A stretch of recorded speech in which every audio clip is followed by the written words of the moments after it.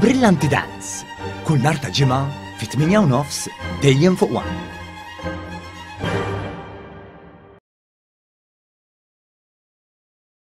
In-nefqa sinifikanti tal-Gvern fil-qasam soċjali qed iħalli l-frott, tant l-indipendenza soċjali u l-faqar estrem naqsu b'mod sinifikanti fl-aħħar 10 snin. Apparti minn hekk iċ-ċifri juru wkoll li Gvern Laburista ta' sosten qawwi lill-pensjonanti hekk kif in-nefqa fuq il-pensjonijiet żdiedet b'55% fl-2022 meta mqabbla man-nefqa tas-sena 2013.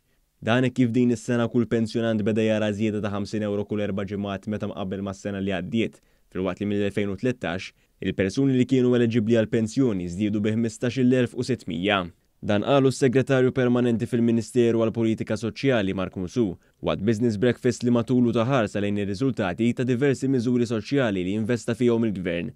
U għannota li dan l-investiment kellu riżultati ċari u b'mod partikolari semma 3 miżuri li daħħal u saħħaħ il-Gvern li ma' miżuri kienu kruċjali fit-tnaqqis tal-att ta' persuni dipendenti fuq il-benefiċċji soċjali. Dawn kienu childcare bl-ħlas l-in-work benefit u tnaqqis gradwali tal-benefiċċji.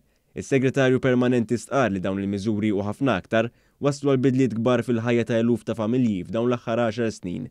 L-iskop ta' dan kollu kien li jingħataw l-opportunitajiet. Jingħataw l-opportunitajiet il-min jista' jieħu l-opportunitajiet naturalment u fl-istess ħin tgħin ukoll lil dawk illi għal xi raġuni u oħra dawn l-opportunitajiet ma jistgħux jieħduhom minħabba li forsi minħabba mart, minħabba diżabilità. Anke hemmhekk kien hemm diversi miżuri immirati propju għal dawn il-persuni, jiġifieri dan kollu jinkwadra ruħu f'soċjetà illi tkun b'opportunitajiet indaqs għal kulħadd.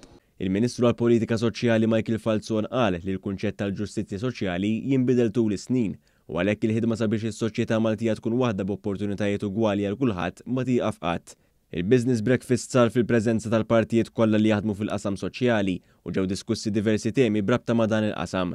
Dawn it-temi kienu jinkludu r-realtajiet soċjali u l-impatt tagħhom u diversi għajnuniet soċjali għal dawk li huma fil-bżonn. Il-Ministru nnota li n-nefqa sinifikanti tal-Ministeru tiegħu hija waħda mill-aktar forum ta' investimenti kruċjali li jagħmel il-Gvern. Meta l-Gvern investa fil-poplu tiegħu, dan isarraf fi kwalità tal-ħajja ferm aħjar minn 10 snin ilu. Il-Ministru Falzon saħaq li fil-qasam soċjali il-Gvern u sħab soċjali kollha ma jistgħux jibqgħu statiċi u l-inklużjoni hija fiċ-ċentru tal-politika soċjali tal-Gvern. Il-ħidma soċjali ma tiegħek qatt għaliex x'anke l-istess bżonnijiet soċjali jinbidlu. U l-ġustizja soċjali għandha tkun biex ngħidlek il-mira ta' kull politiku, ta' kull politikant, ta' kull stat.